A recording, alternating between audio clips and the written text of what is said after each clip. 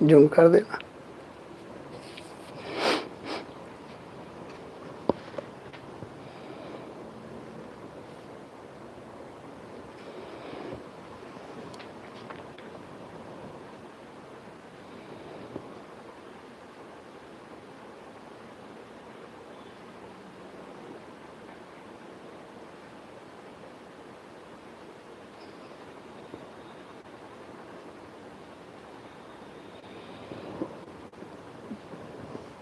Ready? आप सभी लोगों को मेरा नमस्कार और आदरणीय मुख्यमंत्री जी के इस अभ्युदय संकल्पना योजना के अंतर्गत आप सभी लोगों को हार्दिक अभिनंदन और स्वागत करते हैं।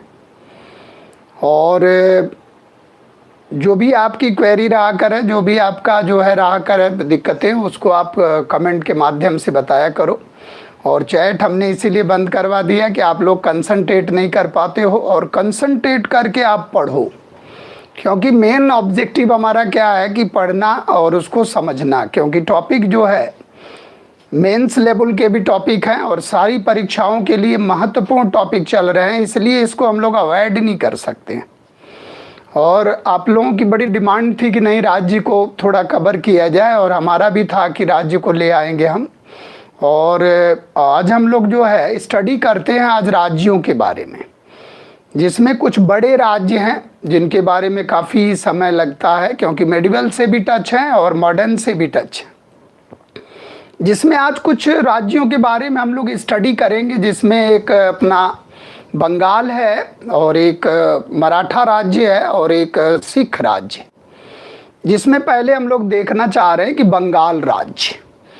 तो पहले हम लोग बंगाल पर कंसंट्रेट करेंगे। बंगाल राज्य को कैसे पढ़ेंगे हम लोग, यानी कि जो बंगाल सूबा है, बंगाल सूबा, इसकी कहानी को अगर देखा जाए तो ये जो है एक तरह से कहा जाए कि अगर बंगाल में देखा जाए कि कैसे जो है औरंगजेब के बाद अगर स्थिति को देखा जाएगा, वैसे तो बंगाल की कहानी बहुत ही ऐतिहासिक है। एक तो इसका भौगोलिक कंसेप्ट हम लोग जानेंगे, और एक इसका ऐतिहासिक पृष्ठभूमि जानेंगे।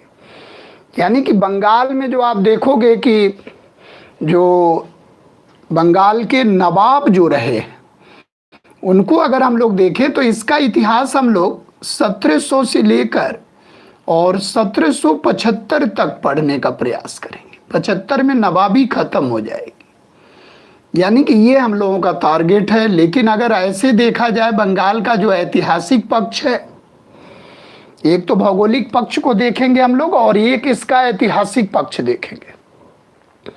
तो बंगाल आप देखोगे तो प्राचीन भारत के इतिहास में बंगाल जो है, जैसे सत्ता जब स्थापित हुई तो जो पॉलिटिकल सत्ता की शुरुआत होती है वो मगध से होती है, जो बिहार का है, पाटलिपुत्र को राजधानी बनाकर, और मगध से होती है। लेकिन आप देखो कि बंगाल जो है वो प्रकाश में आता है चंद्रगुप्त मौर्य के समय में, यानी कि जो है अशोक के समय में। चंद्रगुप्त मौर्य के समय में एक अभिलेख रहता है, जो महास्थान का अभिलेख।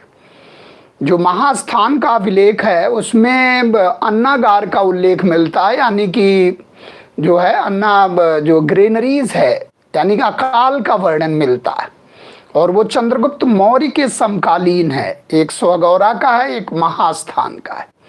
इसी तरह से बंगाल का रेफरेंस आप देखोगे तो कुमारगुप्त महान के समय में, जो नालंदा विश्वविद्यालय के संस्थापक हैं, कुमारगुप्त महान के समय में 3 अभिलेख इनके मिलते हैं, दिनाज, बैग्राम और धनदेह का और दामोदरपुर का अभिलेख। यानी कि धनदेह का और दामोदरपुर का और बैग्राम का जो ताम्रपत्र अभिलेख जो मिलता है वो कुमारगुप्त प्रथम का है, और वो बंगाल से संबंधित है। इसके बाद आप देखोगे तो बंगाल में हर्षवर्धन के समय में बंगाल में गौड़ नरेश थे, शशांक, जिनके बारे में हम लोगों ने स्टडी किया था। वो गौड़ नरेश जो है वो शशांक बंगाल के ही राजा थे। इसके बाद बंगाल में आप देखोगे तो लगभग 9वीं शताब्दी के मध्यार्ध में गोपाल के द्वारा वहाँ पाल वंश की स्थापना हो जाती है। और नदिया को राजधानी बनाते हैं। नदिया को राजधानी बनाकर और पाल वंश के राजा गोपाल के द्वारा उसका शासन किया जाता है। तो पाल वंश का पूरा बंगाल में शासन रहता। उसके बाद सेन वंश आता। सेन वंश जो है लखनौती को अपना सेंटर बनाते हैं। लक्ष्मण सेन, बल्लाल सेन, सामंत सेन, हेमंत सेन, ये जो राजा रहते हैं सेन वंश, जिनको ब्रह्म क्षत्रिय भी कहते हैं, तो सेन वंश के समय में भी हाईलाइट रहा है। फिर आप देखोगे कि मध्यकालीन भारत में, यानी कि मध्यकालीन भारत में देखा जाए अगर, तो जो मोहम्मद गोरी के शागिर्द रहते हैं, मोहम्मद गोरी के कमांडर इन चीफ रहते हैं, एक तो कुतुबुद्दीन ऐबक और एक बख्तियार जो है खिलजी। तो कुतुबुद्दीन बख्तियार खिलजी ने बंगाल, बिहार और लखनौती, बंगाल, बिहार और उड़ीसा वाला जो क्षेत्र था उसको शामिल किया था, उसको विजय किया था। उसके बाद आप आ जाओगे सल्तनत में, देखोगे तो सल्तनत में इसकी कहानी अजीबोगरीब रहती है। ये जो है लखनौती का विद्रोह हो जाता है बलबन के समय में। फिर उसके बाद उतार चढ़ाव रहता है। मोहम्मद बिन तुगलक के समय में बंगाल हिस्सा बनता है।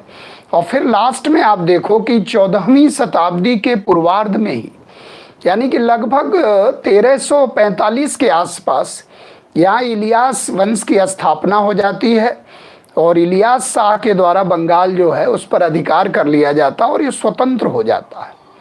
और फिर 14वीं, 15वीं और 16वीं शताब्दी में बंगाल स्वतंत्र होकर शासन करता है। और यहाँ पर आप देखोगे तो बड़े मज़े की बात है कि यहाँ के राजा हुआ करते थे। कल्चरल हिस्ट्री भी बड़ी इसकी रिच है। और यहाँ के राजा हुआ करते थे बारबक शाह, यहाँ के शासक थे, जिनके समय में, बारबक शाह के समय में कृत्तिवास के द्वारा रामायण का बंगला अनुवाद किया गया। तो बड़ा महत्वपूर्ण है कि बारबक शाह के समय में रामायण का कृत्तिवास के द्वारा बांग्ला अनुवाद किया गया, जिसको कहा जाता है कि बंगाल का बाइबिल भी कहा जाता है। और ये यूपीएससी में क्वेश्चन भी आया। और एक आप देखोगे कि 16वीं शताब्दी में एक राजा थे, वहाँ शासक थे नुसरत शाह। और नुसरत शाह के समय में काशीराज के द्वारा महाभारत का बंगला में अनुवाद किया गया। तो ये जो रामायण और महाभारत है, इसको भी ध्यान रखना कि कल्चरल हिस्ट्री बंगाल की बड़ी रिच रही है। और जो रीजनल स्टेट में बंगाल रहा है, जैसे आपका अदीना मस्जिद देखोगे आप तो बंगाल में है, बड़ी फेमस है। और जैसे जौनपुर है, मालवा है, और तो ये बंगाल भी बहुत प्रॉस्परस रहा, कल्चरल हेरिटेज भी इसका रहा। तो बारबक शाह और नुसरत शाह को हमें नहीं भूलना। इसके बाद थोड़ा सा और आगे आप बढ़ोगे तो देखोगे कि नदिया, जो नदिया के ब्राह्मण रहते हैं, गौरांग महाप्रभु, चैतन्य महाप्रभु, जब भक्ति आंदोलन हम लोग पढ़ रहे थे तो चैतन्य महाप्रभु को हम लोगों ने देखा कि उन्होंने बंगाल का प्रचार प्रसार, यानी कि नदिया में भक्ति आंदोलन का प्रचार प्रसार किया। इसके बाद आप देखो कि असम का चैतन्य कहा जाता, शंकर देव को दोनों भक्ति आंदोलन का प्रचार प्रसार किया। इसके बाद थोड़ा सा आगे आप बढ़ोगे तो देखोगे आप मुगल साम्राज्य में अकबर जो है बंगाल को अपने साम्राज्य का सूबा बनाता है। यानी कि अकबर के ही समय में 1580 में आप देखोगे तो साम्राज्य विस्तार की परिकल्पना शुरू हो जाएगी और साम्राज्य विस्तार वहां से शुरू हो जाएगा। और सारे सिस्टम का जनक अगर मुगल वंश में देखा जाए तो सम्राट अकबर है 1580 ऑनवर्ड। और वहीं आप देखोगे सम्राट अकबर के प्रारंभिक समय में 12 सूबे रहते हैं और बाद में दक्षिण भारत के 3 सूबे बढ़ जाते हैं तो 15 सूबे हो जाते हैं। और उन सूबों में बंगाल एक महत्वपूर्ण सूबा रहता है। तो यानी कि अकबर के समय में अगर देखा जाए तो बंगाल जो है मुगल साम्राज्य का अंग बनता है। और ये जो है मुगल साम्राज्य का अंग बन जाता है सम्राट अकबर के समय में। और एक महत्वपूर्ण सूबा है ये। और कहा जाए कि बड़ा ही राजस्व के दृष्टिकोण से इसकी बड़ी महत्ता रही है। राजस्व के दृष्टिकोण से ये सूबा बड़ा महत्वपूर्ण रहा। और एक तरह से अगर देखा जाए तो इसमें जो है, जो हमारा आधुनिक बंगाल है, इसमें यानी कि बंगाल बिहार और उड़ीसा, बंगाल, बिहार और उड़ीसा जो है ये शामिल था। यानी कि आज के संदर्भ में अगर इसको देखा जाए तो इसमें पश्चिमी बंगाल, पूर्वी बंगाल जो बांग्लादेश बना हुआ है वो भी शामिल है, पश्चिमी बंगाल जो हमारा बंगाल है वो भी शामिल है, और आपका जो झारखंड है, बिहार वाला पोर्शन है, झारखंड भी शामिल है, बिहार भी है और उड़ीसा भी है। यानी कि बहुत बड़ा एक सूबा था, बड़ा प्रॉस्परस सूबा था बंगाल। और यहाँ इसके बारे में कहा जाता है कि इसका जो है राजस्व के दृष्टिकोण से भी ये दुनिया का बड़ा समृद्ध सूबा था। एक तो बहुत बड़ा सूबा था, दूसरे राजस्व के दृष्टिकोण से इसकी समृद्धि बहुत ज़्यादा थी। और राजस्व के दृष्टिकोण से यह महत्वपूर्ण क्यों हुआ? क्योंकि आप देखोगे दो नदियां यहाँ सिंचित कर रही हैं, गंगा नदी और उधर कैलाश मानसरोवर से ब्रह्मपुत्रा नदी जो है अरुणाचल प्रदेश होते हुए, और ब्रह्मपुत्रा नदी का बंगाल में प्रवेश हो रहा, जमुना, पद्मा और मेघना के नाम से ब्रह्मपुत्रा नदी वहाँ सिंचित करती है। तो ये दो नदियों के सिंचित होने के कारण बंगाल की उर्वरता भी बहुत रही है। और यहाँ आप देखोगे कि रॉ मटेरियल या रेडीमेड आइटम्स या इस तरह से कह लिया जाए कि सोरा है और ये जो काली मिर्च है और ये सब चीज़ें वहाँ बहुत ज़्यादा बहुतायत में। तो बंगाल एक तरह से कह लीजिए कि बड़ा ही समृद्ध रहा है। और मुगल बादशाहों के लिए आप देखोगे तो रेवेन्यू के दृष्टिकोण से ये इतना महत्वपूर्ण रहा है कि वो हमेशा इंतजार किए हैं कि बंगाल का राजस्व कब आ रहा। स्पेशली औरंगजेब के समय में आप देखोगे तो औरंगजेब हमेशा देखता रहा कि बंगाल का राजस्व किस तरह से है, कैसे उसका राजस्व को मेंटेन किया जाए। तो उसके बारे में यानी कि बंगाल हमेशा से जो है एक तरह से बड़ा प्रॉस्परस सूबा रहा। तो बंगाल की कहानी अगर देखा जाए तो औरंगजेब के समय तक तो ये रहता है, पूरी तरह मुगल वंश का अंग रहता है। लेकिन औरंगजेब के समय में आप देखोगे तो मुगल वंश के समय में दो महत्वपूर्ण पदाधिकारी थे जिनकी नियुक्ति जो है सूबे में होती थी। वैसे तो बहुत ढेर सारे पदाधिकारी थे, लेकिन एक तो सूबेदार होता था और एक दीवान होता था। तो लगभग आप देखो कि औरंगजेब का जब लास्ट समय होता है यानी कि 1700 ईस्वी में, तो मुर्शिद कुली खां जो है यहाँ दीवान बनता है। 1700 ईस्वी में आप देखोगे तो एक व्यक्ति आता है मुर्शिद कुली खां, यानी कि मुर्शिद कुली खां का यहाँ उत्कर्ष होता है। मुर्शिद कुली खां, मुर्शिद कुली खां का उत्कर्ष दीवान के रूप में होता है। और ये जो है यानी कि 1700 ईस्वी में ये दीवान बनता है। और आप देखोगे कि 1704 तक ये यानी कि बंगाल, बिहार और उड़ीसा का भी दीवान बन जाता है। बिहार और उड़ीसा का भी दीवान बन जाता है। और अगर इसको देखा जाए तो ये 1700 से लेकर और इसका समय जो रहेगा वो 1727 तक रहेगा। और 1713 में ये नायब सूबेदार बनता है और 1717 में ये सूबेदार बन जाता है। सूबेदार बन जाता है सूबे का, यानी कि धीरे धीरे स्वतंत्र होने लगता है और नवाब की स्थिति में पहुंच जाता है। जबकि ये पूरी तरह अपने को स्वतंत्र नहीं करता है, लेकिन स्वतंत्र रूप में शासन करना ये शुरू कर देता है। और 1717 में ही इसने जो है ढाका के स्थान पर मुर्शिदाबाद को राजधानी बना दिया। यानी कि पहले अगर आप देखोगे तो राजधानी कहाँ रहेगी? ढाका रहेगी। और ढाका के स्थान पर इन्होंने मुर्शिदाबाद को अपनी राजधानी बनाया। यानी कि ये जो है एक महत्वपूर्ण शहर की स्थापना भी किया। और इसको दक्षिण भारत का टोडरमल भी कहते हैं। ये रेवेन्यू के क्षेत्र में बड़ा ही महत्वपूर्ण पदाधिकारी रहा दक्षिण भारत में, जो टोडरमल की स्थिति रही है। तो इसको दक्षिण भारत का टोडरमल भी कहते हैं, मुर्शिद कुली खां को। और बहुत ही योग्य दीवान था। लेकिन इस सूबे में आप देखोगे तो इस सूबे में जो अजमुस्सान था, जो औरंगजेब का पौत्र था अजमुस्सान, वो सूबेदार हुआ करता था। तो जाहिर सी बात है कि सूबेदार हुआ करता था, लेकिन वो प्रिंस था तो बार बार जो है वो दिल्ली चला जाता था और यहाँ खाली रहता था, और इसकी महत्वाकांक्षा को एक तरह से बढ़ावा मिला और ये जो है कलेक्शन करने लगा काफ़ी।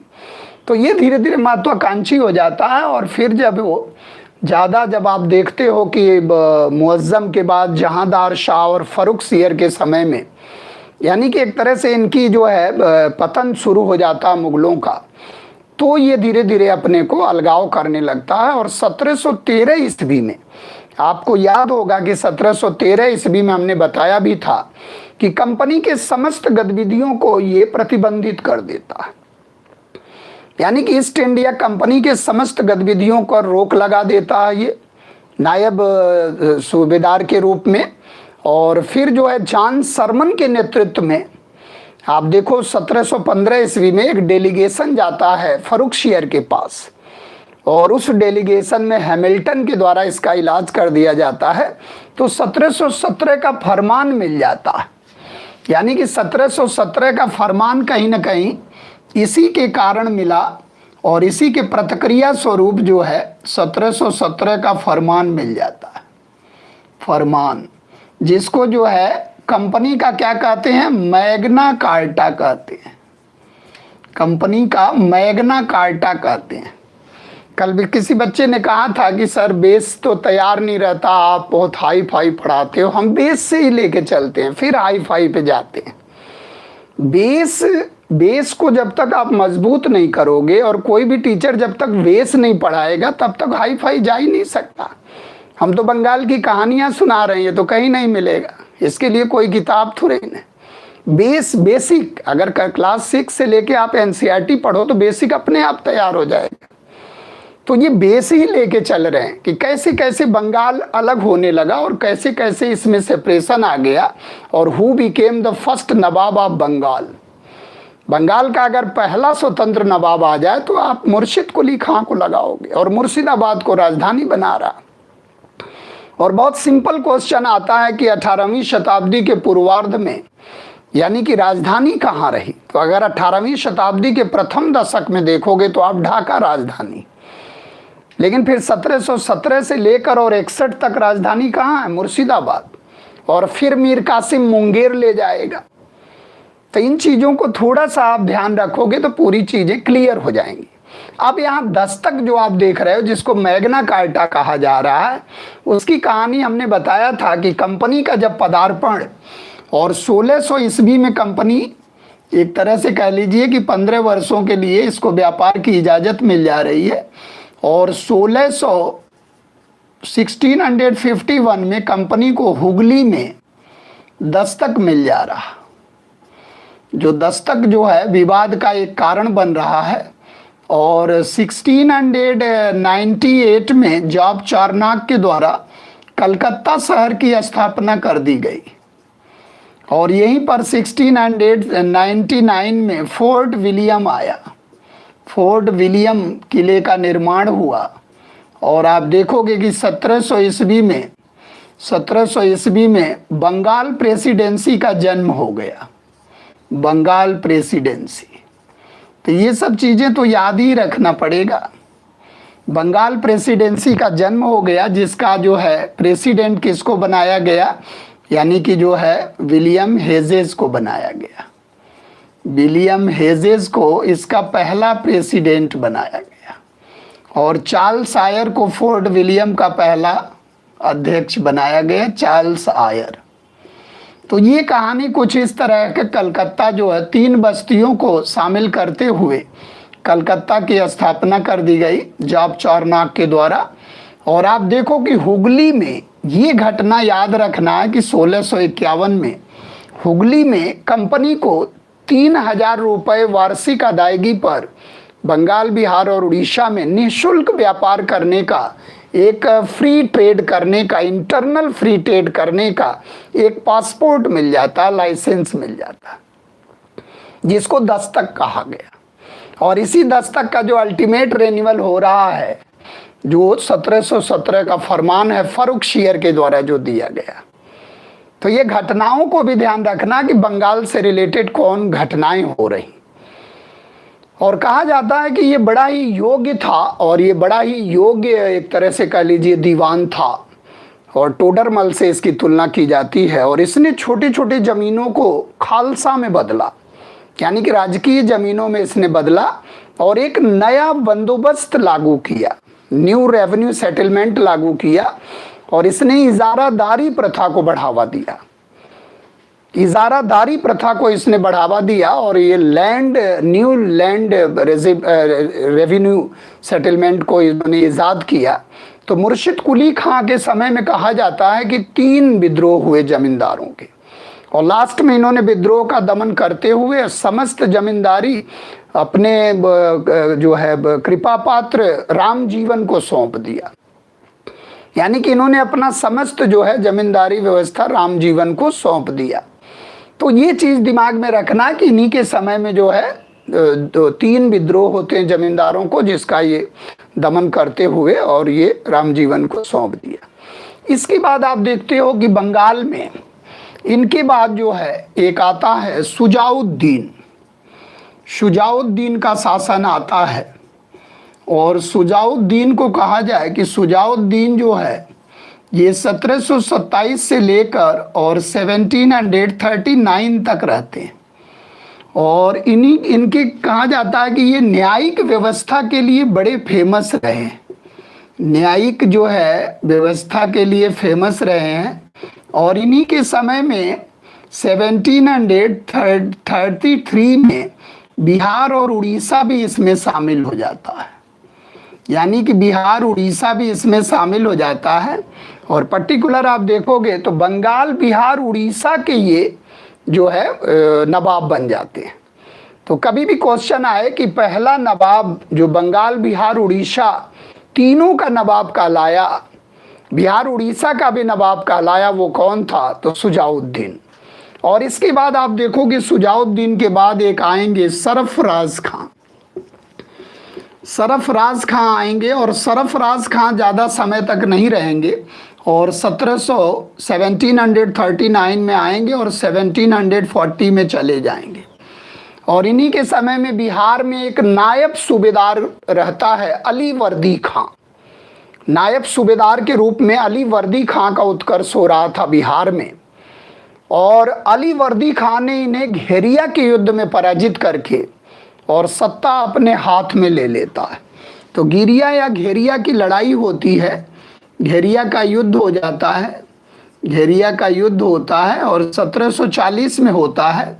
और इन्हें पराजित करके फिर बंगाल का नवाब बनता है कौन? अली वर्दी खां। अब ध्यान रखना है इसको, अली वर्दी खां को। और अली वर्दी खां बंगाल का नवाब बनता है और ये काफ़ी समय तक रहता है, यानी कि 1756 तक रहेगा ये। और इसी के बाद आप देखोगे सिराजुद्दौला आएगा, बंगाल का नवाब बनेगा। तो अली वर्दी खां काफ़ी डोमिनेंट बंगाल का नवाब था और कहा जाता है कि मुर्शिद कुली खां के बाद बहुत योग्य बंगाल का नवाब था। लेकिन अली वर्दी खां जो है, अली वर्दी खां के समय में आप देखोगे मराठों का बहुत उत्कर्ष होता है। 1713 से लेकर 1713 में पेशवा के रूप में बालाजी विश्वनाथ का उत्कर्ष हो जाता। फिर इनके बेटे आते हैं बाजीराव फर्स्ट, और फिर आते हैं बालाजी बाजीराव। तो बालाजी बाजीराव का जो कार्यकाल रहता है 1740 से लेकर 1761 तक रहता है। पानीपत का 3rd बैटल इन्हीं के समय में होता है। और इन्हीं के समय में एक रघुनाथ राव करके थे, वो बार बार आक्रमण कर रहे थे। तो मराठों के आक्रमण से तंग आकर 1751 में इन्होंने संधि कर लिया। 1751 में 12 लाख रुपए और उड़ीसा को इन्होंने हैंडओवर कर दिया, यानी कि 12 लाख रुपए इन्होंने चौथ के रूप में, और उड़ीसा को इन्होंने जो है मराठों को हैंडओवर कर दिया अली वर्दी खां, क्योंकि बार बार मराठों के आक्रमण से बिल्कुल तबाह हो चुके थे बंगाल के नवाब। यानी कि आप भारत में देखोगे तो अपनों ने अपनों को ज्यादा तंग किया, यानी कि जो इंटरनल कॉन्फ्लिक्ट था। अब इस दौर को आप अगर कायदे से देखो तो ये दौर क्या चल रहा, ये दौर जो है एंग्लो फ्रेंच स्ट्रगल चल रहा, जिसको कर्नाटक युद्ध के रूप में हम लोग पढ़े थे। और कर्नाटक युद्ध चल रहा है, इसका मतलब कि अंग्रेज EIC कहां पर इन्वॉल्व है, दक्षिण भारत में। और यहां जो है मराठे तबाह कर रहे हैं किसको, यानी कि बंगाल के नवाब को। तो ये एक तरह से कह लीजिए कि बंगाल के नवाब को बिल्कुल काफी हद तक दबाने का प्रयास मराठा कर रहा। तो ये तो अंग्रेजों के लिए प्लस पॉइंट, ये आपस में ही लड़ रहे हैं। और बाद में उड़ीसा दे दिया इन्होंने, 12 लाख रुपए दे दिया और एक संधि कर लिया, समझौता कर लिया। इस समय अगर मुगल की स्थिति देखेंगे तो बहुत ही बदहोश, बिल्कुल मोहम्मद शाह रंगीला के बाद का समय, अहमद शाह और उधर नादिर शाह के आक्रमण, बार बार अहमद शाह अब्दाली के आक्रमण। आप देखो 18वीं सदी का भारत तो देखने लायक। लेकिन कई प्रकरण इसीलिए राज्य को हम बाद में लेते हैं कि आप कुछ प्रकरण से वाकिफ हो गए हैं। राज्य को अगर शुरू में पढ़ा दें तो शायद आप हैंग कर जाओगे, समझ में ही नहीं आएगा, क्योंकि राज्य उसी दौर से गुजर रहा। 18वीं सदी में हम लोग काफी समय से हैं। एक तो उपनिवेशवाद को हम लोगों ने पढ़ा, और एक जो है यूरोपियन कंपनियों को हम लोगों ने पढ़ा, और एक लेटर मुगल इंडिया को हम लोगों ने पढ़ा।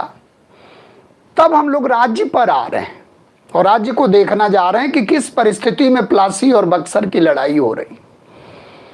अब आप देखो कि यहां से इनकी स्थिति इतनी खराब हो गई कि अली वर्दी खान ने एक कोटेशन कहा था कि यूरोपीय मधुमक्खी के समान है, और इन्हें अगर आप छेड़ेंगे तो ये काट खाएंगे, और इन्हें अगर आप नहीं छेड़ेंगे तो ये मधुमक्खी यानी कि शहद देंगे। ये कोटेशन अली वर्दी खान का, ये मधुमक्खियों से तुलना करते हैं यूरोपियों का। तो बहुत ही डोमिनेंट बंगाल का नवाब था, लेकिन जो है बहुत ज्यादा इंटरफियर नहीं किया। और धीरे धीरे आप देखो कि इनके समय में समय गुजर जाता है और इनके पास कोई जो है बेटा नहीं रहता, और इनकी 3 पुत्रियां रहती। और उसी में आप देखोगे इनके छोटे पुत्री का पुत्र रहता है, जो एक तरह से कह लीजिए कि वो सिराजुद्दौला, और उसी को जो है जो इनका दौहित्र रहता है वही नेक्स्ट नवाब बनता है। क्योंकि इनके जितने दामाद रहते हैं सारे दामाद की मृत्यु हो जाती है। एक ढाका के नवाब, पूर्णिया के नवाब और पटना के नवाब, इनसे ब्याही थी इनकी बेटियां, जिसमें आप देखोगे कि 2 सिराजुद्दौला जब शासक बनता है, नवाब बनता है, तो इनकी मौसी जो है घसीटी बेगम यानी कि सिराजुद्दौला की, और पूर्णिया का नवाब शौकत जंग, घसीटी बेगम, शौकत जंग, और ये लोग जो है इनके शत्रु के रूप में उभरते हैं। तो अली वर्दी खां के बाद आप देखोगे कि नेक्स्ट जो नवाब बनेगा वो है सिराजुद्दौला। अब आप देखो सिराजुद्दौला की क्या स्थिति है। सिराजुद्दौला को जो है स्वाभिमानी व्यक्तित्व था सिराजुद्दौला का, और ये 56 में ही आप देखोगे तो इनका जो है समाप्ति हो जाएगी, और 57 तक ये रहेंगे, और 57 में ही हो जाएगा प्लासी का युद्ध। यानी कि प्लासी का युद्ध आप देखो कि प्लासी का युद्ध जो है 23 जून और 1757 को हुआ, और किसके मध्य होगा, नवाब और EIC के बीच, नवाब और ईस्ट इंडिया कंपनी के बीच। अब आप देखो कि प्लासी की जो साजिश की जा रही है, इसमें जो बहुत बड़ा एक योगदान है, यानी कि जो लड़ाई का मुख्य कारण क्या है। लड़ाई का मुख्य कारण अगर एक तरह से देखा जाए तो दस्तक का दुरुपयोग है, और फोर्टिफिकेशन को न रोका जाना, यानी कि किलेबंदी। जो ये फोर्टिफिकेशन कर रहे हैं, कलकत्ता का किलेबंदी कर रहे हैं, उसको रोकने की बात करता है। और अंग्रेज जानते भी हैं कि स्वाभिमानी है, अगर इस तरह का हम कुछ पॉइंट रखेंगे तो ये लड़ने के लिए तैयार हो जाएगा, और लड़ाई अवश्यंभावी, क्योंकि लड़ाई करना चाह रहे हैं। क्योंकि आप देखो कर्नाटक के युद्ध में इनकी स्थिति धीरे धीरे कह लीजिए कि अच्छी हो गई है, क्योंकि 1754 में डुप्ले को फ्रांसीसी सरकार वापस बुला लेती है। तो जब वो डुप्ले वापस चला जाता है और जो रॉबर्ट क्लाइव है वो अर्काट के घेरे से उसकी स्थिति स्ट्रांग हो जाती है। तो पांडिचेरी के संधि के बाद आप देखोगे तो इनके पक्ष में रहता है, और 1760 में फ्रांसीसियों को बिल्कुल बाहर कर देते हैं बांडीवास के लड़ाई से। तो उधर भी इनका कंसेप्ट क्लियर है। और इधर अहमद शाह अब्दाली के लगातार आक्रमण हो रहे हैं, जिसमें पानीपत का तीसरा युद्ध होगा तो मराठे उनको, यानी कि अहमद शाह अब्दाली मराठों को सही कर देंगे। तो काफ़ी हद तक इनके जो है मार्ग प्रशस्त हैं। ऐसे समय में आप देखो कि एक जो है 20 जून 1756 को एक काल कोठरी की घटना घटित होती है, क्योंकि 15 जून को ये फोर्ट विलियम पर अधिकार कर लेते हैं, और एक तरह से कह लीजिए कि 20 जून को ये कलकत्ता पर फोर्ट विलियम पर अधिकार कर लेते हैं, और वहीं पर एक काल कोठरी की घटना होती है। यानी कि जब इन्होंने कलकत्ता पर अधिकार किया तो वहाँ का जो एक तरह से कह लीजिए कि हेड बनाया गया वो मानिक चंद्र कलकत्ता का, और एक तरह से कारवाह बनाया गया उसको, मतलब हेड ऑफ कलकत्ता का बनाया गया, और उसका नाम जो है अली नगर रखा गया। यानी कि इनके जो है नाना के नाम पर, अली वर्दी खां के नाम पर उसका नाम अली नगर रखा गया। बाद में आप देखोगे अली नगर की संधि होगी। तो एक घटना हम लोगों को याद रखना, जो घटना का आधार बना के लड़ाई हुई, वो घटना जो है 20 जून 1756 की घटना है, जिसको ब्लैक होल ट्रेजेडी के नाम से जानते हैं। इसको ब्लैक होल ट्रेजेडी के नाम से जानते हैं, यानी कि काल कोठरी की घटना।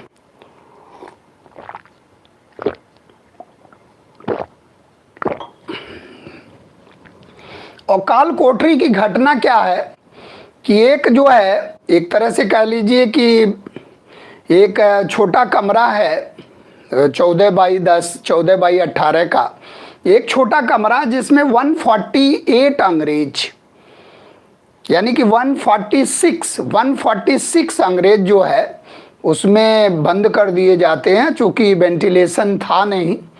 और जब उनको खोला जाता है, यानी कि 48 घंटे के बाद जब उनको खोला जाता है तो उसमें 23 जीवित मिलते हैं, और जिसमें एक हॉलवेल करके मिलता है जो इस घटना का बयान करता है। यानी कि हॉलवेल जो आंखों देखा हाल का बयान करता है, वो इस घटना का आई विटनेस रहता है, और इस घटना का कोई आई विटनेस नहीं। यानी कि सियारुल मुतखैरीन के किताब अगर देखा जाए, गुलाम हुसैन की एक किताब है सियारुल मुतखैरीन, जो लेटर मुगल इंडिया के लिए बड़ी महत्वपूर्ण मानी जाती है, लेकिन उसमें भी इसका जिक्र नहीं। लेकिन जो हॉलवेल है, जो बाद में 1760 में केयर टेकर गवर्नर भी बनता बंगाल का, बेंसी टार्ट से पहले और रॉबर्ट क्लाइव के बाद, वो हॉलवेल बयान करता है कि हम लोगों के साथ बड़ा ही अन्याय हुआ है और ये मर गए इतने लोग। और पूरा जब ये खबर एक तरह से कह लीजिए कि जब मद्रास जाती है, तो मद्रास से 2 आते हैं, एक तो थल मार्ग से, एक जल मार्ग से। जल मार्ग से एडमिरल वाटसन आता है और थल मार्ग से रॉबर्ट क्लाइव आता है। और जब ये आते हैं तो अब ये जो है जनवरी फरवरी में आप देखोगे कलकत्ता पर अधिकार कर लेंगे जनवरी में। और जनवरी 1757 में कलकत्ता पर अधिकार कर लेते हैं रॉबर्ट क्लाइव और वाटसन। और इसके बाद जो है 9 फरवरी को अली नगर की संधि होती है। और अली नगर की संधि जो है 9 फरवरी को होती है। 9 फरवरी 1757 को अली नगर की संधि होती है, जो महत्वपूर्ण है अली नगर की संधि, और जिसमें कहा जाता है कि एक दूसरे का शत्रु होगा, और किसी यानी कि फ्रांसीसियों में के आप सहयोग नहीं करेंगे, और ढाला हुआ सिक्का जो है वो चलेगा पूरा, जो है मुगल साम्राज्य में सिक्के की ढलाई करने का अधिकार मिला। यानी कि इस तरह से कुछ पॉइंट ऐसे थे, और उस समय का माहौल ऐसा था कि संधि का अगर उल्लंघन हुआ तो युद्ध हो जाएगा। अब आप सोचो कि संधि कब हो रही है, फरवरी में, और युद्ध कब हो रहा है, जून में। जबकि संधि के तुरंत बाद युद्ध होता है, इसीलिए संधि पूछी जाती है कभी कभी। तो जून में युद्ध हो रहा है, इसका मतलब बीच में क्या चल रहा है, फिक्सिंग, मैच फिक्सिंग जैसे होता है, यानी कि everything is in okay position, यानी कि सब कुछ फिक्स हो गया था, बस समय की बात थी। जैसे मैच फिक्स हो जाता, कितना भी कोई खेलेगा, हारना है ही। अब आप देखो कि जब सब कुछ फिक्स हो गया और अमीचंद से बात हुई, अमीचंद जो इनका मुंशी था पर्सनल, उससे रॉबर्ट क्लाइव ने पूरा बात कर लिया। और अमीचंद थोड़ा सा लोभी लालची व्यक्ति था, तो इस तरह पूरा गद्दारी का आलम देखने को मिलेगा। और रॉबर्ट क्लाइव ने अमीचंद से कहा कि भाई आप हमें मीर जाफर से मिला दो और हम जो है बातचीत कर लेंगे, और इस तरह से जो है। लेकिन अमीचंद थोड़ा सा लालची था, तो उसने कहा कि भाई 30 लाख रुपए हमें चाहिए और बंगाल के खजाने का 50% चाहिए हमें। तो क्लाइव जो है बहुत ही डिप्लोमेटिक था, चालाक था, तो उसने बोला कि ठीक है हम दे देंगे, लेकिन बोले ऐसे नहीं, हमें जो है उस पर चाहिए, मतलब लिखित रूप में एक जो है वो एफिडेविट बनेगा, उस पर लिख के आप दो। तो उसने एक रेड कागज़ और एक सादा कागज़, एक कर लीजिए, एक सफ़ेद कागज़ और रेड कागज़ पर उसने बनवाया, और एक पर जाली जो है था उस पर हस्ताक्षर करवा लिया, और एक तरह से जो प्रमाणिक वाला था उस पर हस्ताक्षर नहीं करवाया। 2 कागज़ पेश किया और एक पर जो है वाटसन के हस्ताक्षर नहीं हुए। अब इस तरह से उसको जो है भ्रमित कर दिया, और बाद में आप देखो कि उसकी हत्या भी करवा दिया अमीचंद का, जब वो मुलाकात हो गई जाफर से। और उसके बाद जब जाफर से मुलाकात हुई तो जाफर को एक लोभ दिया गया कि आपको हम बंगाल का नवाब बना देंगे, और आप जो है युद्ध में लड़ाई मत करना और दिखावे के लिए रहना, और फिर ऐसे जगह इसको सेट किया जाएगा युद्ध का, और युद्ध को जो है मुर्शिदाबाद से थोड़ा हटकर एरिया में सिद्ध किया, मतलब वो तय किया जाएगा कि कहाँ ये युद्ध होगा। तो रॉबर्ट क्लाइव ने युद्ध का पूरा जो है मुर्शिदाबाद से हटकर 32 किलोमीटर के आसपास है, तो वहाँ प्लासी का मैदान चुना गया। अब आप देखो कि इस तरह से परिवेश बना के, और जब सब कुछ फिक्स कर लिया गया तब ये मैदान में गए, तो लड़ाई होने का कोई मतलब ही नहीं। और आप देखो 2 ढाई 3 घंटे में निर्णय हो जाता है, मीर जाफर लड़ाई करता नहीं है। और अंत में आप देखो कि मोहनलाल और मीर मदान और खादिम खां के नेतृत्व में भी एक सैन्य टुकड़ी थी, और ये वफादारी से लड़ते हुए मारे जाते हैं। तो मोहनलाल और मीर मदान मैदान क्षेत्र में मारे जाते हैं, और ये जब जाने लगता है, यानी कि निकल कर युद्ध से भागने लगता, तो मीरन बहादुर के द्वारा जो है उकसाने के बाद एक व्यक्ति था जिसने हत्या कर दिया जो है इनकी जो है सिराजुद्दौला की।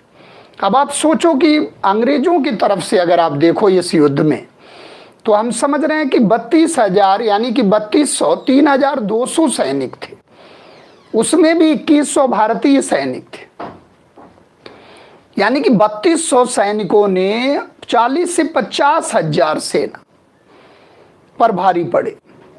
और उधर से आप देखो कि मुश्किल से 23 लोगों की जाने गई, उधर से 500 लोगों की जाने गई।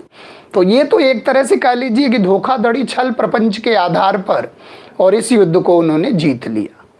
और उसके बाद आप देखो कि जब इस युद्ध को जीत लिया तो मीर जाफर को उन्होंने बंगाल का नवाब बनाया, यानी कि अजीब व गरीब प्रकार से गद्दारी। यानी कि अगर गद्दार का पर्याय पूछा जाए, पर्यायवाची पूछा जाए, तो मीर जाफर को लगा सकते हैं। इतनी बड़ी गद्दारी है। गद्दारी तो आप शुरू से देखे हैं इतिहास में, लेकिन ये अद्भुत गद्दारी, यानी कि पता ही नहीं था कि ये लड़ेगा। सैन्य कमांडर था और सिराजुद्दौला का, और सिराजुद्दौला को ये पता ही नहीं कि कैसे ये लड़ाई विपक्ष में चली गई और क्या। और उसमें भी राय दुर्लभ और ढेर सारे गद्दार पदाधिकारी थे जो सिराजुद्दौला के विरुद्ध रॉबर्ट क्लाइव से समझौता कर लिए। इसके बाद जो है मीर जाफर आता है, और मीर जाफर को आप देखोगे तो मीर जाफर जो है ये 1757 से लेकर और 1760 तक रहता है। और मीर जाफर को कहा जाता है कि मीर जाफर का बंगाल का नवाब बनाया जाना, ये बंगाल की प्रथम क्रांति कहलाती है, फर्स्ट रिवॉल्यूशन ऑफ बंगाल। और मीर जाफर को हटाकर मीर कासिम को बंगाल का नवाब बनाया जाना 1760 में, ये दूसरी क्रांति कहलाती है। और मीर कासिम के बाद आप देखोगे कि जो बक्सर की लड़ाई होती है 1764 में, उसको तीसरी क्रांति कहते हैं बंगाल। तो कभी कभी ऐसे भी क्वेश्चन आता, first revolution, second revolution, third revolution.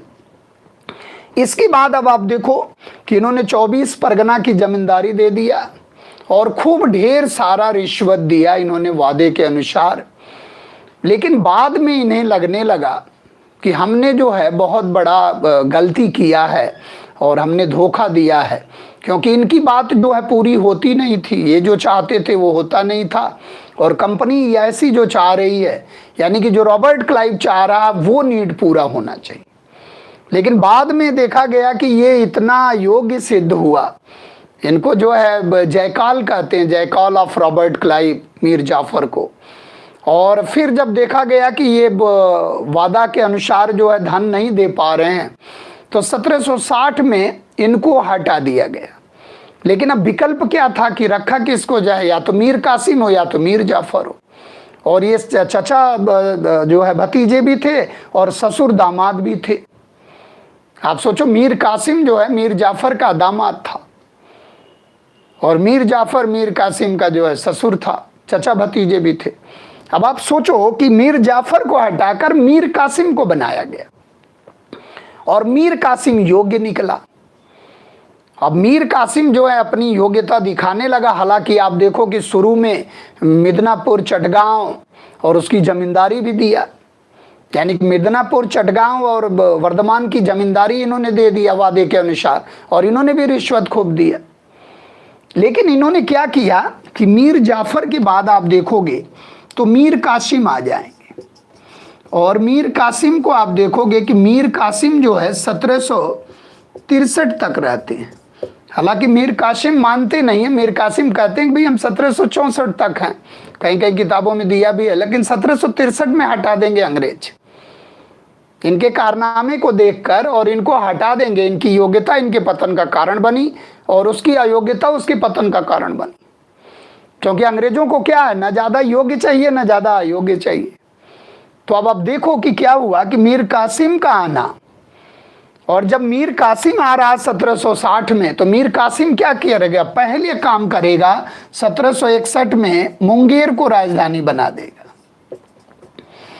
अब आपको ये ध्यान रखना है कि 1717 से लेकर और 1761 तक मुर्शिदाबाद राजधानी रही। ये क्वेश्चन आता है कभी कभी।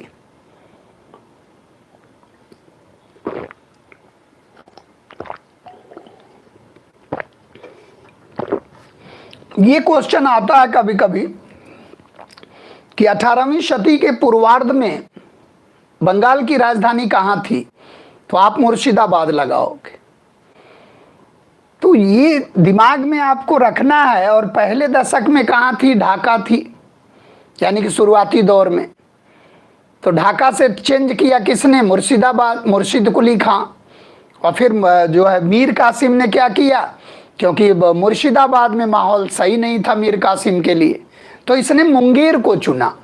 और मुंगेर में इसने क्या किया कि सेना का आधुनिकीकरण करने लगा, तोपखाने का निर्माण किया और तोड़दार बंदूकों का निर्माण किया जाने लगा, और यहाँ तोपखाने का आधुनिक तरीके से निर्माण किया जाने लगा। और इनके पास मोहम्मद तकी खां और गुरगिन खां, जो एक तरह से कह लीजिए आर्मेनियाई सैन्य पदाधिकारी था गुरगिन खां, और मुस्लिम सैन्य पदाधिकारी मोहम्मद तकी खां, और एक फ्रेंच सैन्य पदाधिकारी था वाल्टर रिनहार्ड उर्फ समरू। वाल्टर रिनहार्ड उर्फ समरू की सेवाएं मिली किसको, यानी कि मीर कासिम को। अब यूरोपीय तर्ज पर इन्होंने सेना का निर्माण किया, इसका मतलब अब ये योग्यता दिखा रहे हैं। अब वो अंग्रेजों को चाहिए नहीं। अब अंग्रेजों के विरुद्ध इन्होंने क्या किया कि जब दस्तक का देखा कि ये दुरुपयोग बहुत ज्यादा कर रहे हैं, तो समस्त इंटरनल चुंगी ही समाप्त कर दिया। यानी कि एक तरह से कह लीजिए कि दोनों को बराबर कर दिया, यानी कि भारतीय व्यापारियों को भी फ्री कर दिया, और ये अंग्रेजों को बहुत बुरा लगा। इसके बाद आप देखो कि 1763 ईस्वी में अंग्रेज इसके हटा देंगे, इसे मीर कासिम को। और जब हटा देंगे तो मीर कासिम जो है गुस्साया जाएगा और वहाँ पर पटना में जो है 147 अंग्रेज एक ही जगह मिलेंगे। और वहाँ आप देखोगे तो एक ही जगह पटना में अंग्रेज मिलेंगे और सबको जो है शूट कर देगा, जिसको पटना जेनोसाइड के नाम से जानते हैं। यानी कि एक ही जगह आप देखो 148 अंग्रेज जो है एक ही जगह जुटे रहते हैं और मीर कासिम जो है वाल्टर रिनहार्ड के कहने पर जो है पूरा एक तरह से कह लीजिए सारे अंग्रेजों की हत्या कर देता है। उसके बाद फिर अंग्रेज आग बबूला हो जाते हैं, फिर जो है यानी कि इसके विरुद्ध अभियान छिड़ जाता है और हेक्टर मुनरो के नेतृत्व में आप देखोगे सेना जो है तैयार रहती है। और फिर उसके बाद जगह जगह पर इसको जो है 1763 में ही पराजय हो जाती है इसकी जगह जगह पर। यानी कि आप देखोगे एक लड़ाई होती है कटवा की लड़ाई और एक सूती की लड़ाई और एक उदय नाला की लड़ाई, एक गिरिया की लड़ाई होती है। 4-4 बैटिल होते हैं, यानी कि 4-4 बैटिल होते हैं। और उसके बाद आप देखो कि इसकी स्थिति जो है खराब होती है और फिर ये भागता है अवध के नवाब के पास जाता है। और जब ये अवध के नवाब के पास जाता है तो अवध के नवाब के पास में ही मुगल बादशाह शरण लिए हुआ था जो शाह आलम सेकंड था। अब वहीं पर ये स्ट्रेटजी तैयार होती है किसके लिए, यानी कि बक्सर के युद्ध के लिए। और आप देखोगे कि 22 अक्टूबर 1764 को बक्सर का युद्ध होगा। यानी कि 1760 में आप देखोगे तो स्वास्थ्य कारणों के चलते जो है रॉबर्ट क्लाइव वापस चला जाता है। फिर हालवेल आता कुछ समय के लिए और हालवेल के बाद 1760 में ही वेंसी टार्ट आता है।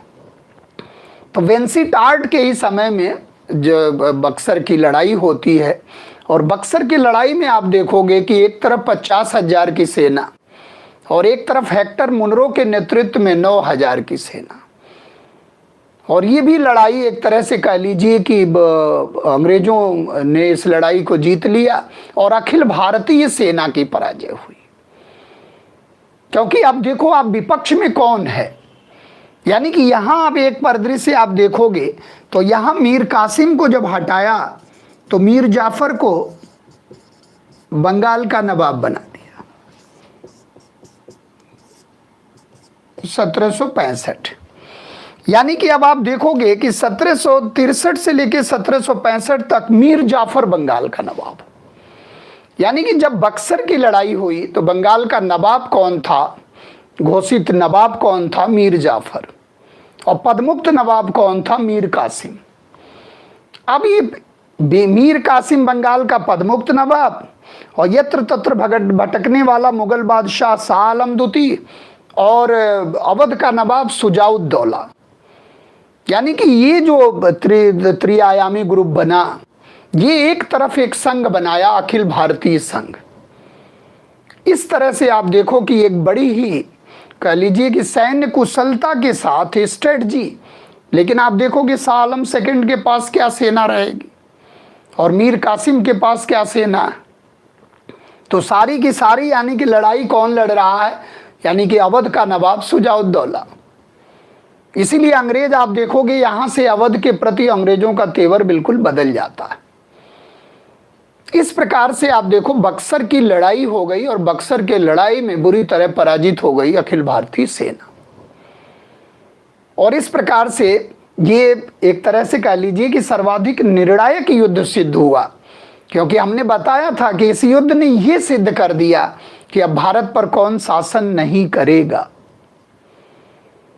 अब ये क्लियर हो गया कि अब भारत पर कौन शासन नहीं करेगा, यानी कि बंगाल का नवाब नहीं करेगा, मीर कासिम नहीं करेगा, मुगल बादशाह भी नहीं करेगा, अवध का नवाब भी नहीं करेगा और मराठे भी नहीं करेंगे जो पानीपत के तृतीय युद्ध से पराजित हो चुके हैं, और फ्रांसीसी भी नहीं करेंगे जो बांडीवास के युद्ध से 1760 में पराजित हो चुके हैं, और डच भी नहीं करेंगे जो बेदारा के युद्ध से 1759 में बैटल ऑफ चिंसुरा या बेदारा के युद्ध से पराजित हो चुके हैं। तो अब बचा कौन, ले दे के बचा जो है EIC, ईस्ट इंडिया कंपनी। अब वही शासन करेगी। इसके बाद आप देखोगे खुली और बेशर्म लूटपाट का दौर शुरू होगा, क्योंकि अब पूरी तरह आ गया। और यहीं से एक चीज आप ध्यान रखना, हम लोग उपनिवेशवाद पढ़ चुके हैं, यहीं से आप ध्यान रखना कि एक ललचाई आंखों से देखने लगेगा किसको, निजी कंपनी को, ब्रिटिश सरकार। और ब्रिटिश सरकार को एक बहुत बड़ा अफसोस होता है कि ये जो खजाना, ये जो बंगाल ईस्ट इंडिया कंपनी को मिल रहा, ये काश हमें मिला होता। और यहीं से किरकिरिल चढ़ती है। और इसके बाद आप देखो कि तरह तरह का कंपनी के ऊपर नियंत्रण शुरू कर देता है। और इसी के बाद से आप देखो 1773 का रेगुलेटिंग एक्ट आता है, यानी कि ब्रिटिश संसद के द्वारा भारत में बनाया गया नियंत्रण के दृष्टिकोण से, नियमन के दृष्टिकोण से पहला अधिनियम अगर देखा जाए तो रेगुलेटिंग एक्ट। उसके बाद फिर देखो अमेंडिंग एक्ट आया, फिर पिट्स इंडिया एक्ट आया, फिर चार्टर एक्ट आए, फिर तो कंपनी को पर काटना ही काटना था। और 1813 के एक्ट में आप देखो इनके व्यापारिक एकाधिकार को ही समाप्त कर दिया गया। तो जैसे जैसे कंपनी का उत्कर्ष हो रहा वैसे ही वैसे ब्रिटिश संसद उस पर नियंत्रण स्थापित भी कर रही है, जो हम लोगों ने खूबसूरत जो है वाणिज्यिक पूंजीवाद के दौर में पढ़ा इसको। क्योंकि ये दौर कौन सा चल रहा, वाणिज्यिक पूंजीवाद का दौर चल रहा, यानी कि प्लासी से लेके 1813 तक का वही दौर है। उसके बाद फ्री ट्रेड का दौर शुरू हो जाएगा, फिर फाइनेंशियल कैपिटलिज्म का दौर शुरू हो जाएगा। इसके बाद अब आप देखोगे कि संधियां होंगी, इलाहाबाद की संधि होगी, क्योंकि अब मीर कासिम तो भाग गया, मीर कासिम तो परिदृश्य से ओझल हो गया। अब वो कहाँ गया, 1777 के आसपास दिल्ली में उसकी मृत्यु हो जाती है। और उसका लास्ट जो है इतना खतरनाक रहता है, इतना एक तरह से कह लीजिए भिखारियों की तरह यत्र तत्र घूमता है मीर कासिम। उसकी ये हालत हो जाती है, कोई वजूद नहीं रहता। और इधर आप देखो कि इलाहाबाद की संधि अब किससे हो रही है, यानी कि शाह आलम द्वितीय के साथ और अवध के नवाब के साथ। फिर ऐसे कंडीशन में अब आप देखो कि मीर जाफर के बाद, अब मीर जाफर के बाद कौन आएगा, क्योंकि मीर जाफर तो अब इसी समय इसकी डेथ हो जाती है। मीर जाफर के बाद नजमुद्दौला को बनाया जाता है और 67 तक हो रहा था। और उसके बाद कहते हैं वो सैफुद्दौला को बनाया जाता 70 तक। और उसके बाद मुबारकुद्दौला रहता वो लास्ट में 1770 से लेके और 75 तक मुबारकुद्दौला रहता है। तो इसके बाद आप देखोगे कि यहाँ का जो है मीर जाफर के बाद बंगाल का नवाब कौन बनता है, नजमुद्दौला। नजमुद्दौला बनता है। और नजमुद्दौला को जानना इसलिए ज़रूरी है कि इसी के समय में इसके साथ संधि हो रही है निज़ामत के लिए, यानी कि 65 से लेकर और 67 तक। और इसके बाद आ जाता है सैफुद्दौला। और सैफुद्दौला के बाद जो है 70 तक रहता है। और इसके बाद आता है मुबारकुद्दौला। और मुबारकुद्दौला के ही समय में सर्वोच्च न्यायालय ने इनके जो है 1775 में इनके नवाबी को भी ख़त्म कर दिया, यानी कि मुबारकुद्दौला के से नवाबी छीन लिया और नवाबी यहाँ की समाप्त हो जाती है। यानी कि अगर बंगाल के सूबे को आप देखो तो 1700 से लेकर 1775 तक 75 वर्षों में आप देखो बंगाल की नवाबी खत्म हो जाती। 75 वर्षों का पूरा इतिहास है जो इतना बड़ा बंगाल था। अब आप देखो कि यहाँ जो है इलाहाबाद की संधि होती है। और इलाहाबाद की जब संधि होती है तो इलाहाबाद की संधि के लिए बुलाया जाता है किसको, रॉबर्ट क्लाइव को। यानी कि रॉबर्ट क्लाइव जब आता है, अब चूंकि जनवरी 1765 में संधि हो जाती है नजमुद्दौला के साथ, तो 53 लाख रुपए अदायगी पर नजमुद्दौला से निजामत का अधिकार ले लिया जाता है, वेंसीटार्ट ले लेता है, क्योंकि मई में आता है रॉबर्ट क्लाइव और फरवरी में संधि हो जाती है 20 फरवरी को। और एक तरह से कह लीजिए कि जब संधि हो जाती है तो वो निजामत का अधिकार ले लिया जाता और उसकी सेना भंग कर दी जाती है, डिफेंस और फॉरेन अफेयर्स सब रख लिया जाता, अंग्रेजों के पास हो जाता है और 53 लाख उसको दे दिया जाता है। यानी कि एक तरह से कह लीजिए कि 53 लाख अदायगी पर निजामत यानी कि प्रशासन करने का अधिकार जो बंगाल के नवाब के पास था उसको अंग्रेजों ने ले लिया और उसका जो है एक सेना वगैरह सब भंग कर दिया गया, इंटरनल क्षेत्र में इंटरफेयर करने लगे और ये जो है प्रशासनिक अधिकार अब अंग्रेजों के हाथ में आ जाता है। इसके बाद पदार्पण होता है रॉबर्ट क्लाइव का, और रॉबर्ट क्लाइव जब आता है तो फिर 12 अगस्त को 1765 को शाह आलम सेकंड के साथ संधि होती है और शाह आलम सेकंड को जो है इनसे दीवानी ले लिया जाता है और इसके बदले में इन्हें 26 लाख रुपया दे दिया जाता है। तो निजामत के बदले में 53 लाख रुपए और दीवानी के बदले में 26 लाख रुपए दे दिया जाता है और इसके बदले में ये कंपनी को क्या दे देते हैं, बंगाल, बिहार और उड़ीसा का दीवानी का अधिकार दे देते हैं। अब आप सोचो कि बंगाल, बिहार, उड़ीसा का दीवानी मिल जाना यानी कि अब वैलिड तरीके से कंपनी पूरा लूटपाट करेगी और यहाँ का माल ले जाएगी और यहाँ का जो राजस्व मिलेगा उसी से खरीद कर और यूरोपीय मार्केट में ले जाएगी माल, और जो वेतन भत्ता पेंशन से आ रहा वो तो जाएगा ही। यानी कि धन का निष्कासन शुरू हो गया, यानी कि जो सोना चांदी बुलियन आ रहा था भारत के तरफ वो धीरे धीरे अब उसका प्रवाह खत्म हो जाता।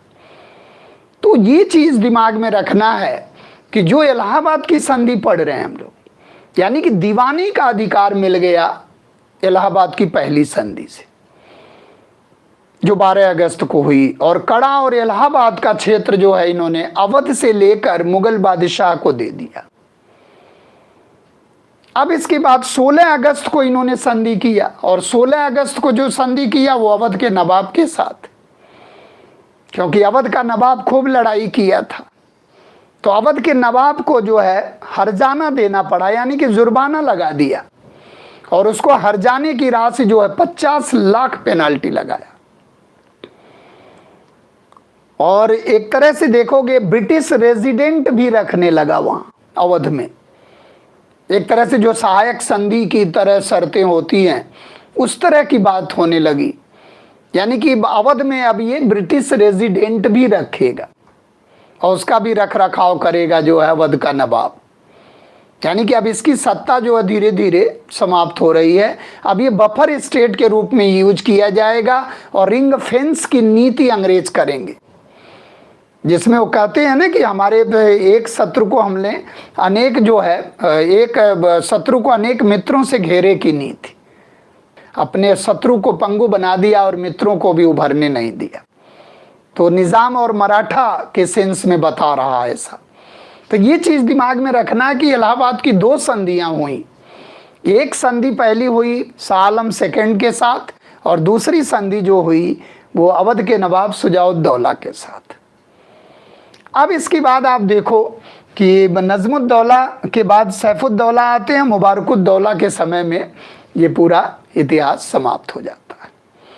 तो आप देखो कि Anglo Bengal relation change into war, और बंगाल के बारे में लोग ये कहते हैं कि 1765 से और 72 का जो दौर है, जो द्वैत शासन रॉबर्ट क्लाइव ने चलाया, उससे न केवल व्यापार, वाणिज्य, कृषि क्षेत्र, सारे क्षेत्र पर उसका दुष्प्रभाव पड़ा और जिसके कारण आप देखो सन्यासी विद्रोह हो गया यहाँ 1770 के आसपास। यानी कि सन्यासियों ने भी जो है बंदूकें उठा लिया और सन्यासी विद्रोह हुआ, उनमें भी असंतोष आ गया। यानी कि लूटा हुआ बंगाल, लूट खसोट का दौर पूरा शुरू होता है। तो इस प्रकार से हम लोग एक सूबे के बारे में अध्ययन किए जिसका नाम था बंगाल सूबा। तो इस प्रकार से आप लोग कभी भी जो है एक स्ट्रेटजी बना के और इसका अध्ययन किया करो, तभी वो बात समझ में आएगी, क्योंकि बिना बेस लिए कहीं आप अध्ययन कर ही नहीं सकते हो। तो बेसिक फैक्ट से ही हम लोग आगे बढ़ेंगे, चाहे किसी का अध्ययन करेंगे। अब हम लोग अध्ययन करना चाह रहे हैं एक बहुत बड़ा राज्य है जिसकी कहानी कहीं ना कहीं छिपी है, जो है मध्यकाल से उभरेगी उसकी कहानी। और ये जो बड़ा राज्य है इसको हम लोग मराठा स्टेट के नाम से जानते हैं।